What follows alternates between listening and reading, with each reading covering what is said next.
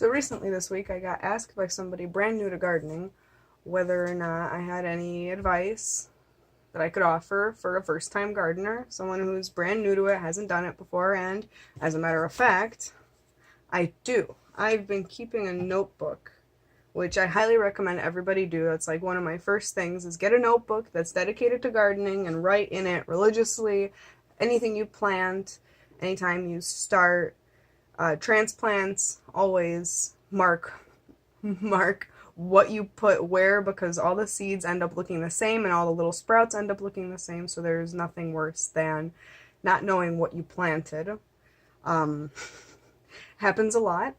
We all think that we can remember, but yeah, things happen, and then you're just like, is this the Luciano kale? Is this the blue curled Russian kale? I mean, they all look the same.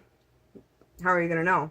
Now that's more true for like peppers, tomatoes, and stuff like that. That you can't really like tell. Leaves are a little different, but I mean, I just recommend to definitely label everything that you plant. It's that time of year. It's March. It's time to start putting our tomatoes, our peppers, lettuces, kales, brassicas like cabbage and broccoli and cauliflower and stuff like that in for April, which is about the soonest you can get it out. However, here in the 6A grow zone, we don't put our brassicas out until May, and that's true for a lot of things because another second point of advice is do not put things into the ground too early. There's always plenty of really nice, warm 60, 70 degree days, and it gets our hopes up, and then all of a sudden it's 20 degrees. At least that's what it's like here in Chicago. I mean, I'm sure anybody who's lived in Chicago knows and remembers, if they moved, what the weather is like here, but it's very unpredictable, so be prepared for the worst. If you do want to put something out, do put like a little cloak on it. I have woven frost blankets, which are extremely helpful. So that's something that, I would recommend investing in if you have a large bed that needs covering. It's usually like 6 feet wide and 50 feet long, at least the ones that I get. However, a plastic cup that with a couple holes punctured into it, put over the top of a new seedling, especially something tougher like kale or broccoli or collards, peas even, that sometimes is enough to suffice. Now, people think that spring is a great time to start gardening, and it is, don't get me wrong, but gardening really starts in the fall. So even if you're brand new to gardening and this is your first time and it's spring and you're getting ready, don't let this stop you, but come fall, you want to pick your plots out and make them perfect. I like to get manure, I like to get compost, and I use azomite. I highly recommend azomite as a mineral supplement. Mycorrhizae, if I have any leftover. I get fresh mycorrhizae every single year. So if I have any leftover at the end of the year, I'll just wet it and put it into the garden beds to hibernate over the winter. It's better than just letting the bag sit around because it's not as potent the next year, or even worse, throwing it out. So if you have wood ashes, that's a great cheap fertilizer you could add. You could use grass clippings. There's nothing wrong with putting a whole bunch of shredded leaves or even whole leaves and grass clippings on top of your garden beds before winter. It will give you a awesome head start and have super fluffy, worm-filled soil. It'll just be super full of life and super full of microbes. The mycorrhizae will myceliate, and it'll spread its little runners and little, mycelial goodness all throughout. It'll give you a soil that's very high in minerals because of the azomite, and I also like magnesium sulfate, which you can get as Epsom salt. It is not actual salt. You're not salting your land when you add that. You're just adding essential magnesium and sulfur, which are really good compounds. There's not nearly enough trace elements in our soils these days, so whatever you can get and add, go for it. Bone meal, adds a lot of potassium and phosphorus, and blood meal is high in nitrogen. I almost always use blood meal only in the spring with new transplants that just need to be, you know, putting on a lot of green growth, a lot of leaves, a lot of new growth. That'll definitely help with leafing out and growing plants to a good size before they can fruit. I also like to put that on top of my compost to make sure that it's nice and hot. A hot compost decomposes much faster and is much more easy to use. It's crumblier in texture. It's full of microbial life. It's also more or less has begun from a sterile state with the high heat. So you know that there's no weed seeds, there's no diseases from possibly diseased plants from the year before. You can put basically anything into it, things that you can't put into a regular compost. You can throw into a hot compost. So putting some blood meal on top of it, especially a very slow, sluggish compost with a lot of brown matter like wood shavings, wood chips, branches, stuff like that. Just pouring some blood meal rehydrated over the top will get it going nice and hot. Some people use ammonia. I do not recommend that because it is not organic. It's a lot more holistic to use something like that, or chicken manure. If you have chickens and you can get a whole bunch of chicken manure and just put it on your compost and water it in, that's another great way to get it hot and started, and something that's awesome and ready to use, and it'll fertilize your bed so you can start putting plants in there. It'll make the soil fluffy so the roots can get really deep down into the soil. It's absolutely amazing what good compost does to soil. My soil in my garden started off as clay, and that clay was really hard. The water would stay on top of it. Plants would die because the roots would just get choked. But after years of adding wood chips, and there's a horse stable not far from me, sometimes I'll go and get some manure with some hay, and I'll mix that into the soil before the winter. So by the time I'm ready to plant, it's already broken down all winter long into a really good crumbly soil that I can just pick up with my hands. I can make a fist with it. When I open my hand, it still holds its shape, but then once I touch it again, it kind of falls apart. It doesn't hold a hard shape like clay, but it doesn't just like fall apart as soon as you open your hand. That's a good way to test to make sure that your soil's texture is optimal. Any soil rich in organic matter will behave this way, and if your soil is either too loose or too tight and compact, just add compost. That's kind of like almost a one-size-fits-all approach. If you have a problem with your soil, just throw some compost in there. Don't be stingy. Add plenty of it, and the plants will really thank you. Seaweed, if you have access to ocean or access to a pond or river or something that has lots of seaweed, given that it's a clean source of water, it's definitely something to consider with runoff and agricultural pollutants and cities and all that stuff. I would not not that there's any seaweed growing in the Chicago River down the street. I would not harvest any seaweed from there, even if there were, because it's extremely dirty. But if you have a clean source of seaweed, it is a great source of trace minerals, a great source of, even from bodies of salt water, that little bit of salt that's in there won't hurt it. If you're concerned about the salt, you can rinse it, but really it's so much minerals that you're adding into the soil, especially really dull soil could benefit from that. Freshwater seaweed is amazing. You can compost it or mulch with it. Just put it over the top around the plants so that the plants don't lose water. And that brings me to my third point, mulching. Mulching is a essential part of gardening. I used to not mulch. I had the soil bare and it was absolutely miserable. Hot summer days would dry the soil out. The plants would be wilting by the end of the day, and it was just absolutely awful to deal with, awful to watch. The plants suffer, and then you rehydrate them. They perk up a little bit, but there's always that little bit of damage that makes the leaves too crispy to really rehydrate, and you have plants dying, you have tomatoes cracking, things just not growing well. Pests will come and they will take the opportunity to infect and eat and destroy plants that are stressed and suffering. So having well hydrated plants that are in rich, crumbly soil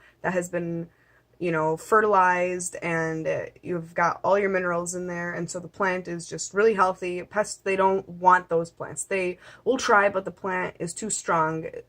Pests will always flock to weak and suffering plants. They don't have as much of a defense up against them, and they make easy targets. So don't have plants that are suffering from heat in your garden, and you won't have nearly as many pests in your garden. Mulch also serves another purpose, and that's that mulch will slowly start to decompose on its more lower layers back into soil. So you're constantly building really crumbly soil, especially if you're using something like wood chips, or if you're using seaweed or hay, straw. Definitely make sure that the sources of those are organic and not polluted.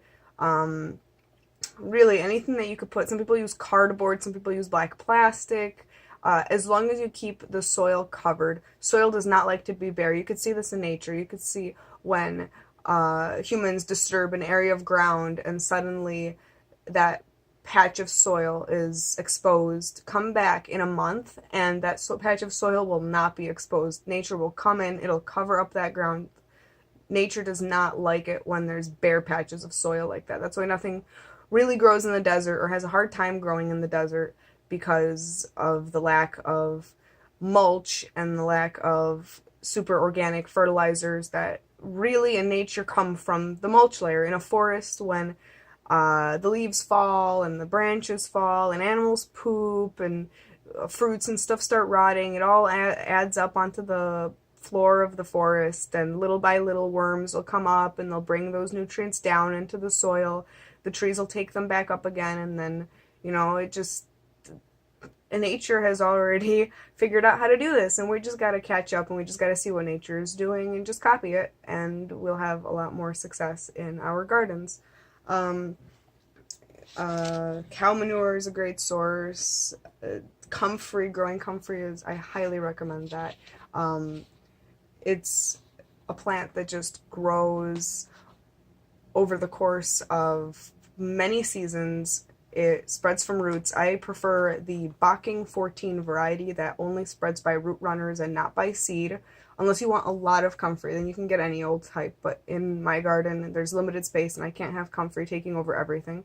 The roots are very medicinal. The leaves are very nutritious. The leaves make great mulch. They heat up compost really quick, especially if you let them sit in water for a week.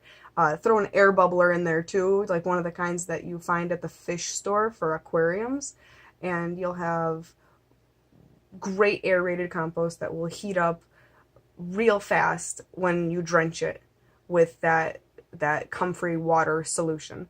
You can put it under your fruit trees. If you have fruit trees, that is a great way to manage pests because of the micronutrients and the trace elements in the comfrey leaves, providing a lot more immunity and a lot more resistance to disease and to pests and to bugs and all that crap that likes to come and destroy all of your hard work. So, and if you're going to go comfrey, if you have space to grow comfrey, grow some nettle too. Stinging nettle, ouch, yeah, it hurts, but if you put it into steam, it completely annuls the stinging, so you can actually eat it. It's very medicinal. It's totally safe. It's not like poison ivy, even though it gives you a similar reaction when you touch it while it's fresh. However, if you do the same thing, put it into water with an air bubbler in a bucket for a week and let it just fester in there. You can add it to your soil. You could add it under your trees. You could put it in your compost. It's high in iron and high in nitrogen, and it's just a really good, cheap way to not have to import a lot of fertilizers, because let's face it, if you're importing fertilizer, your gardening hobby is probably quite expensive. Making your own fertilizers or having access to things that you can make yourself will make gardening a lot more affordable for anyone. So comfrey, worm compost, if you can get a little vermicomposting bin just for your kitchen scraps, that's a great way to just make enough compost, a significant amount of compost, but on a very small scale. So you can't have a big old bin. I have a 2-bin system.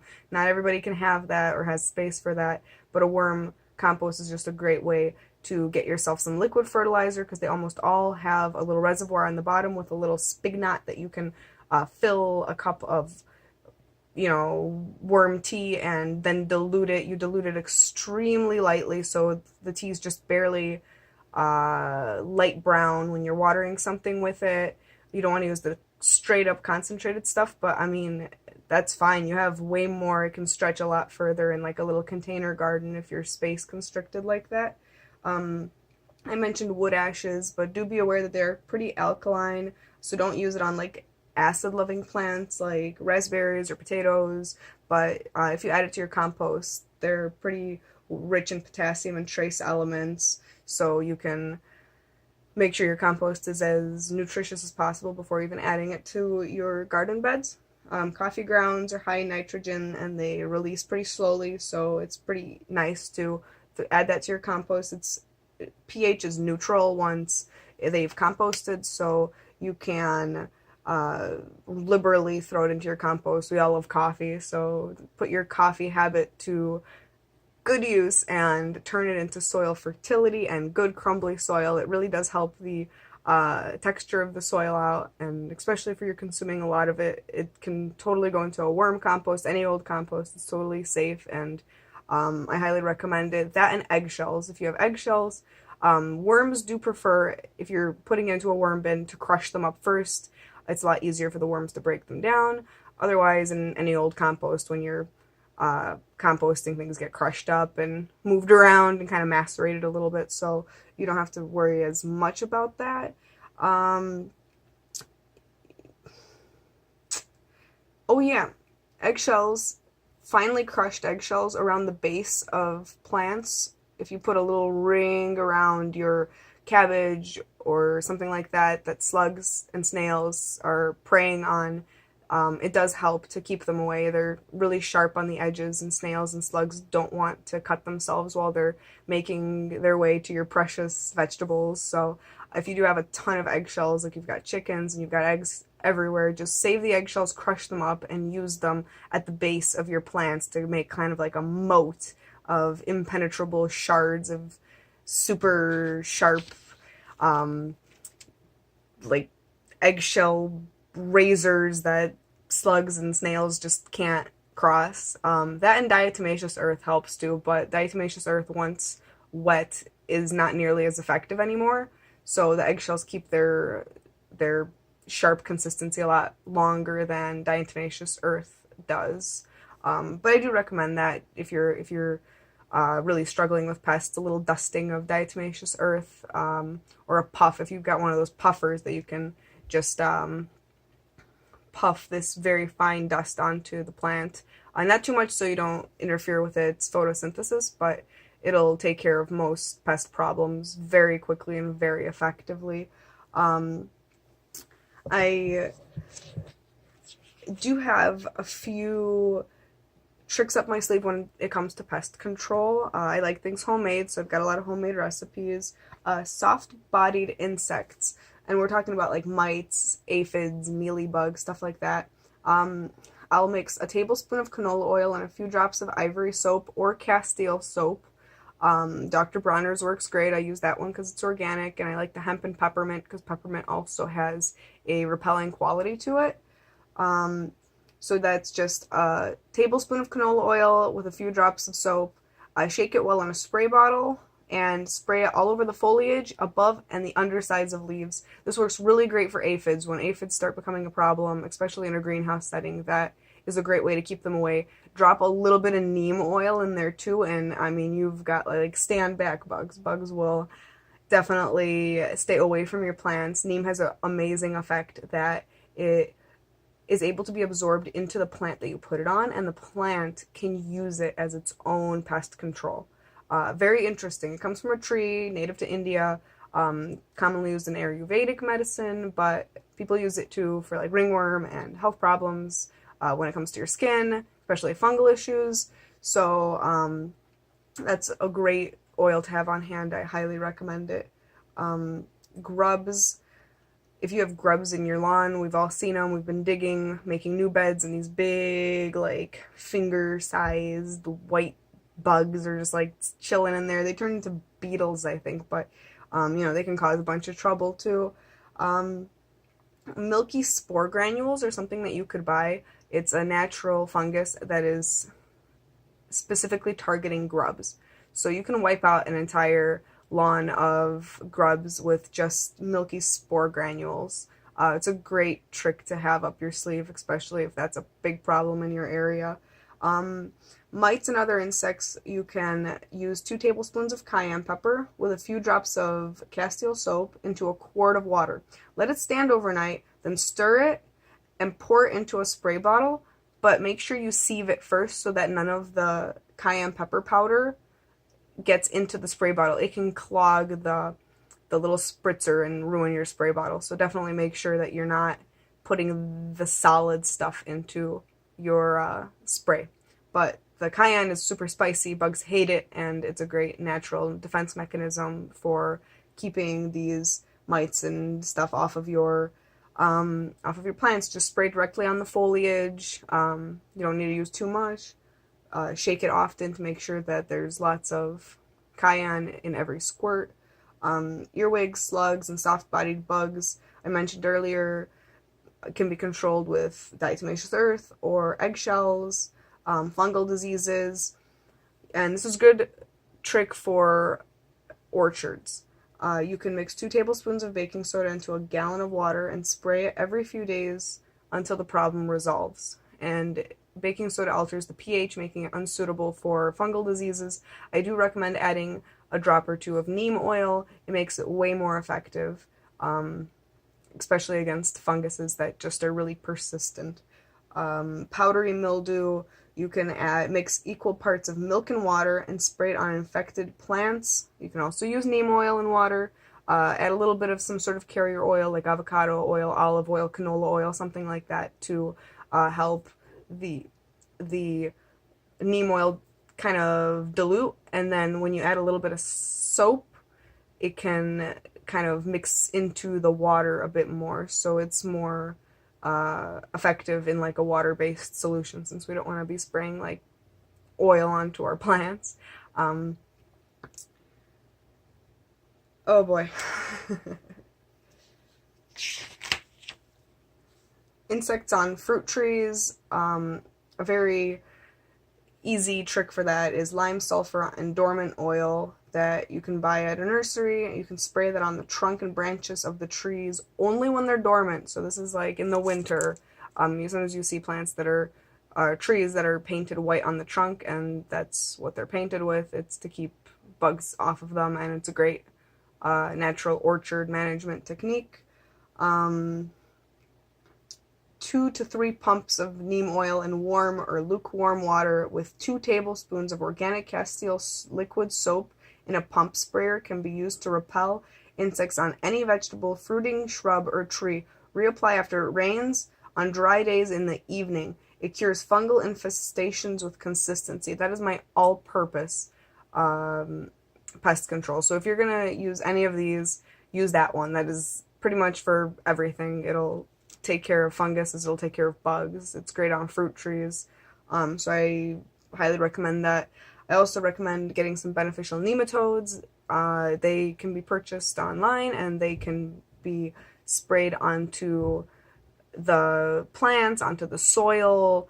They are these little predators for insects, and they target almost all pest insects, but leave bees and pollinators alone for the most part. So that's another good technique we can take from nature and use to our advantage. Let's see. If you're first starting out, set it and forget it crops are my favorite. They're very low maintenance, long season annuals like garlic, onions, potatoes, sweet potatoes, and winter squash. Shiitake mushrooms or any sort of mushrooms are also under this category because you just need to inoculate the logs once, and then you have basically a low maintenance source of high quality protein and complex things that are just in general good for you. Other pretty good annuals include broccoli, Brussels sprouts, cabbage, leeks, watermelon, determinate varieties of tomatoes, so tomatoes that are more bushy and they set out as much fruit as they're going to have all season long, all at once, and then you pick the fruit and the plant dies. That's a great plant to start with because sometimes indeterminate varieties, which are very popular, are a little hectic. They can vine like crazy. They go all over the place. They keep moving around, and sometimes it's hard to keep track of them when you're new. So knowing that all of your tomatoes will be ready at this particular time, and this is where journals come in handy, so you can know when you started it and when your harvest is ready, so you know that you're preparing to pick, harvest, and take out all those tomatoes at the same time.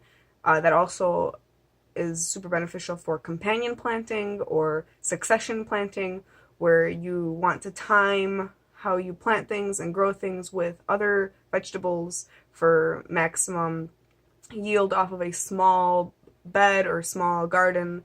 It's a very invaluable skill to possess, and definitely takes a lot of practice, and you'll get there. You'll definitely get there. Perennials such as asparagus are only planted once. They last for years and years and years. Chives, oregano, thyme, they come back every year. Mint, melissa, or lemon balm, yarrow, catmint, they go wild. They are shade loving, so you can fill in the shady spots in the garden with herbs that are useful to you. They make great teas. A lot of them are medicinal and can be used in little remedies that you can make for the home apothecary. Fruits such as apples store for about 8 months, grapes store for about 2 months, pears store for 3 or 4 months, berries need to be processed before storing, plums about a month. When you're planting trees, different trees will ripen at different times. If you can select a variety of trees that will give you a staggering ripening schedule, you can basically have fruit year-round by knowing how long they all store for. So say you have like an early season harvest of apples, you keep those around until your mid-season harvest of apples. So you keep those stored until your late harvest of apples, which will always be your biggest. That will store basically through the winter. That's what I'm talking about. So apples are a great place to start, and I cannot stress enough to select disease-resistant varieties that are appropriate for your grow zone on a reputable nurseries website such as Stark Brothers, which I really like. They guarantee their trees for a year, and they have a filter on their tree search, that you can specify disease-resistant varieties for only a 6A grow zone. They'll use your zip code too to basically match you with your grow zone if you don't know what your grow zone is, so you know that you're getting the right type. Trees will only suffer if you plant the wrong type in the wrong place.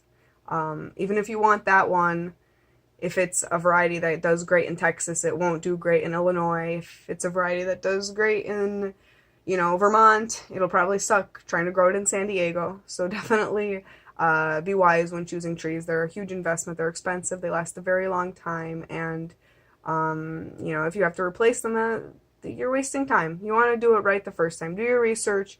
Like they say, measure twice, cut once. Do your research once and twice and 3 times, and double check it and see what other people are growing and talk to them. See what grows well. Maybe you can get some grafts.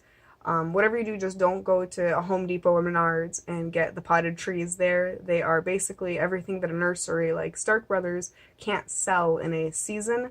They'll just pot them up and sell them to the hardware stores. So they're already like root bound in the pots. They don't do well. They kind of suffer sluggishly, or aren't the right variety, or they're not matched up to be sold exactly where that plant thrives. So you're definitely taking a risk. It's not always a good deal just to get a clearance plant because it's the end of the season. It's usually much better to just wait for next season, order your trees over the winter, and go into it with a lot more planning, and a lot more purpose. So You can plant bushes like raspberries, blueberries, currants, gooseberries, strawberries. I don't know what grows where you are, but those grow well where I am, and they're so easy maintenance. Having a few berry bushes is a great way to kind of add a super delicious crop that you can count on to shady corners or places that you might as well not really expect to grow something like eggplants or peppers or tomatoes or something like that, or lettuce. Save like your fluffiest best beds for that kind of stuff, and just throw your berry bushes and your trees in kind of the corners around your yard so you can have room to do your annuals.